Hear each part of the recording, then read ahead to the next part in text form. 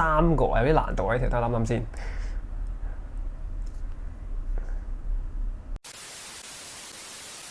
富同毛毛終於嚟到新加坡啦。係啦，大家都知道平時兩個都買下股票噶嘛。咁史蒂夫係用邊個 broker 嚟買股票嘅咧？咁平時咧我就會用翻香港嘅富途牛牛啦。咁其實就真係依家啱嚟到新加坡嘅富途毛毛嘅。係啦，咁富途毛毛究竟有咩好咧？就係咧佢一個 app 就可以買晒新加坡、香港同埋美國股票啊，同埋佣金咧都比銀行係低好多好多嘅喎。加上呢，佢嘅界面非常之清晰啦，同埋資料都非常之多嘅。冇錯，加埋呢個富途毛毛仲有個 desktop 嘅版本嘅喎，所以無論係做 day trade 啦，或者係做 long term investment 啦，都係非常之好用㗎。所以如果大家想開戶並且覺得呢個蘋果股票嘅話咧，就即刻去我哋下面條 link 度開呢個戶口啦。大家好啊，歡迎嚟到90後生活投資頻道，我係史蒂夫，我係大夫。咁今日咧我哋就做一個問答小遊戲嘅。係問我啊？係問你嘅。你知點解問你啊？點解？因為大夫咧成日自稱自己係一個新加坡知識小王子啊。我好似冇講過。係啦，咁咧其實咧，如果你問佢好多關於新加坡嘅知識咧，佢大部分咧都係答得到嘅，所以我覺得咧，今日咧就可以試下佢嘅知識究竟係咪新加坡知識小王子啦。死啦！你咁講我有啲驚添，如果我唔識咪好冇面。咁啊唔緊要嘅，咁咪當學習咯。好啦，咁樣即管放馬過嚟咯。係啦，咁我哋事不宜遲啦，即刻開始啊！咁第一條好簡單嘅啫，一條簡單。等先，有幾條問題㗎？有大概10條問題啦，但係都會有追加嘅問題。10條問題，係。好啦，咁答多一半當我合格啦。好啦，咁我哋開始第一條先。好。咁第一條咧就比較簡單啲，試下水溫先啦。第一條啊，新加坡總理啊，現任嘅總理啊，究竟係邊個咧？哇，呢個都簡單喎。係啊，仲唔係李顯龍先生？係啦，係李顯龍先生嘅。咁李顯龍先生，你知唔知佢係由幾多年做到幾多年咧？哇！呢個問題有啲難啊。其實咧，佢係由04年開始做到依家嘅。咁即係大概已經17年咯。係啊，都好多㗎啦，都好耐㗎啦。係啊，好啦。咁啊，追加多一條問題先啊。究竟啊，呢個上一任嘅新加坡總理係邊個咧？上一任嘅新加坡總理啊，我記得第一任嘅總理係李光耀啦。咁依家呢個總理就係李顯龍。但係中間有一段時間係由另一個人嚟做總理嘅，但我就唔係好記得佢嘅名啦。我記得佢係姓吳嘅，但係你話問我個完整嘅名，我真係唔記得。係啦，好啦，當你啱一半啦呢條。好啦。答案咧係吳作棟先生嘅。吳作棟先生係啦。係啦，吳作棟先生咧其實係90年啊至到04年啊，就係佢嘅任期㗎啦。係啦，咁所以04年之後咧就係李顯龍先生咯。哦，原來係咁，咁真係長知識喎。真係長知識㗎啦，我會記住㗎啦都。好啦，第二條啦就開正你嗰瓣。第二條係啦，列舉啊3個新加坡嘅歌手啊。新加坡嘅歌手啊？係啊，新加坡嘅歌手最出名一個我諗大家都應該識㗎啦，就係 JJ 林俊傑啦。咁仲有一個我記得係孫燕姿。係啦。冇記錯嘅話，有一個歌手叫做蔡健雅，都係新加坡人嚟嘅，冇記錯嘅話。冇錯，呢3個都係啱嘅。咁啊，俾你有2條啦，係咪？好啦，2條啱㗎。第3條嘅問題咧，就可能有少少難度啦。係。究竟啊，喺新加坡最大嘅面鈔，新加坡幾多咧？面鈔啊！平時因為睇 ATM 撳錢咧，最大嘅好似係100蚊，冇記錯嘅話。會唔會有多啲咧？蚊。你諗下，喺香港我哋都係1000蚊啦，係咪？我記得我嚟新加坡嗰陣時係唱過錢嘅，即係香港嗰陣時。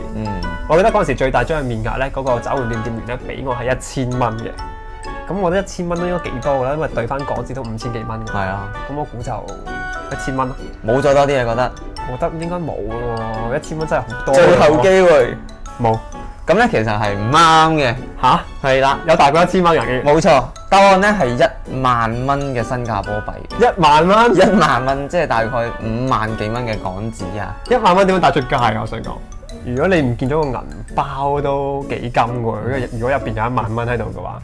係啊，但係呢個咧，亦都係全世界啊最大面值嘅面鈔嚟。咁我想問下嗰張銀紙係咪金色㗎？因為佢咁貴，應該都有啲似黃金嘅價值啊。係啦，其實咧嗰張銀紙咧真係金色嘅，唔知大家有冇見過啦，觀眾。咁如果有見過咧，記得喺 comment 話俾我哋聽啊。我真係冇見過。我都真係未見過嘅。係啦，咁咧其實係14年啊，2014年嘅時候咧，新加坡嘅金管局咧就為咗防止洗黑錢嘅融資活動咧，咁就已經喺10月1號咧停止發行1萬蚊嘅新加坡面鈔嘅。咁所以話依家已經冇新嘅1萬蚊。應該係啦，應該係冇印度，但係唔代表佢係唔可以用嘅。哦，佢係可以。即係如果大家有嘅話，可能收藏，因為佢已經冇呢個供應嘅喎。係啊，冇錯。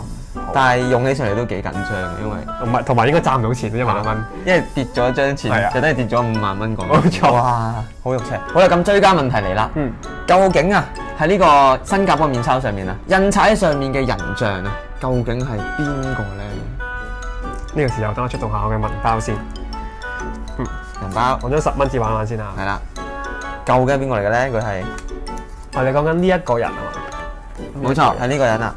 我記得佢個名係 print 咗喺上面嘅。有揾到個名？我揾到佢個名，叫做 Yusof， 係咪叫尤索夫啊？中文係啱嘅，係尤索夫伊薩克啊。咁其實佢係新加坡共和國嘅第一個總統嚟嘅。係啦，咁所以咧就印咗佢喺上面。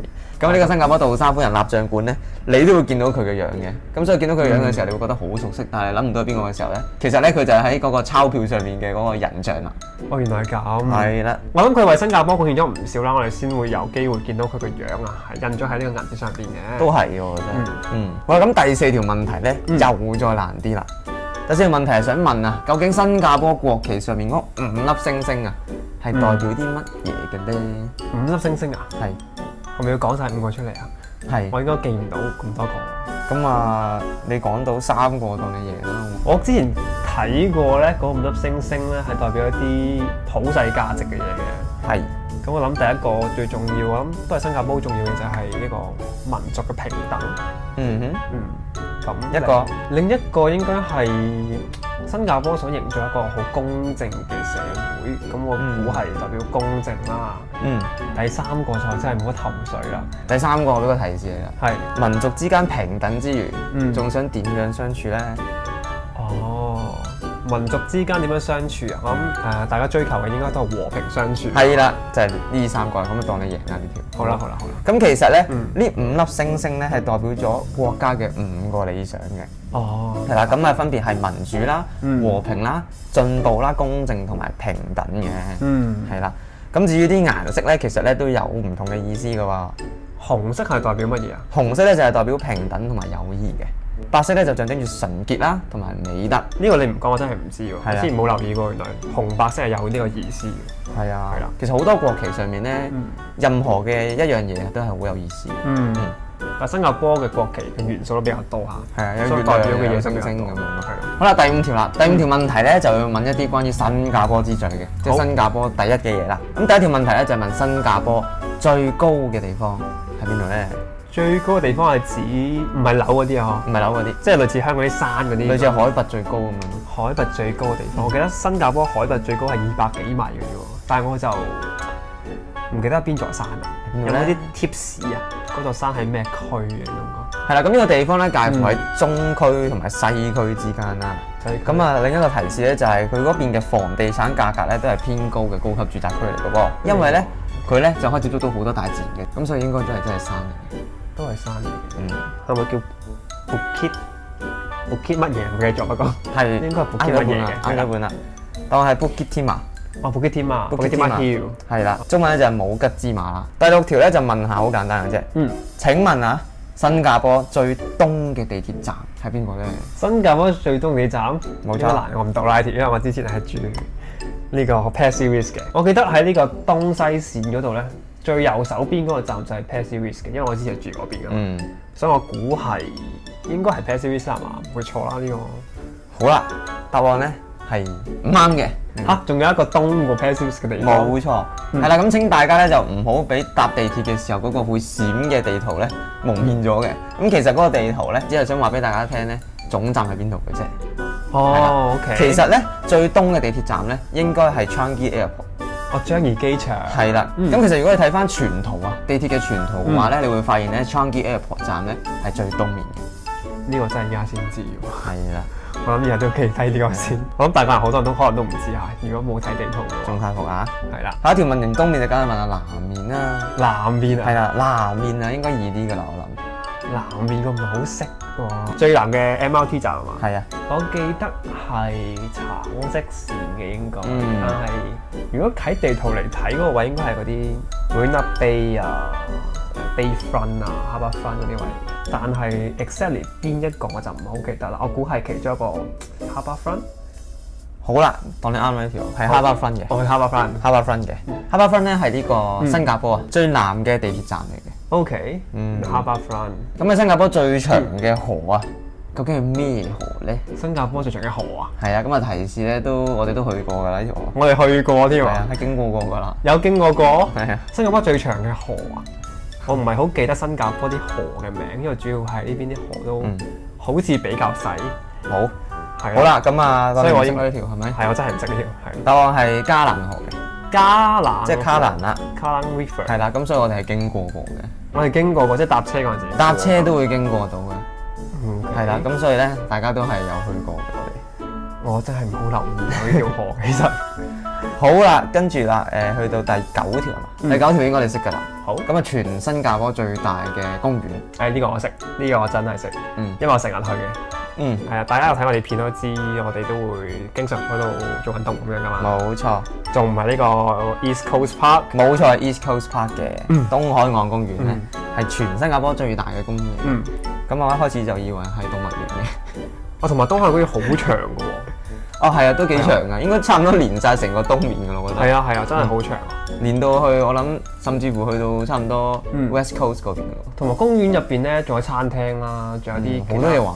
係啦，滑水嗰啲活動都有得玩，都係一個放假可以去嘅一個好地方嚟嘅，我覺得。冇錯。好啦，第10條啦，地道題啊。咁如果我想喺新加坡啊，叫杯凍咖啡啊，轉淡奶啊，再少甜啊，究竟係點樣叫咧？好啦，大家應該都知新加坡喺 Hawker Centre 入邊叫啲嘢飲咧係有特別嘅叫法噶嘛。一開始嚟嗰時我都唔識嘅，講真，我都係叫翻呢個 ice coffee 啊，跟住 less sugar 嘅。但係點樣轉淡奶咧？我嗰陣時真係唔識嘅，因為原來佢 default 嘅所有咖啡都係煉奶嚟嘅。跟住後尾我又上網做啲 research 啦，學下點樣叫呢啲 local 嘅飲啦，所以我而家係識叫㗎啦已經。咁我嘅答案係 Coffee C 冰小大，因為呢個冰係代表 ice 嘅意思，而小大就係小甜。C 咧 ？C 係就係淡奶啦。好，係啦，係啱嘅。好啦，嚟到公佈成績啦。咁樣我有冇超過5條啊？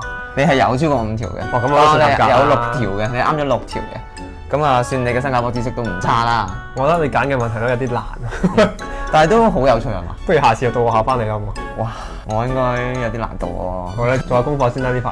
係啊，真係要做下功課先。我覺得呢個問答嘅比賽都幾好玩嘅，大家都可以從中學下啲新加坡嘅小知識啊。係啦，如果大家有啲乜嘢問題啊，想我問下大夫或者想大夫問我嘅話咧，都可以 comment 話俾我哋聽嘅。係啦，如果大家中意條片嘅話咧，記住 like 啦、subscribe 同 share 我哋嘅 channel，我哋下次見。拜拜。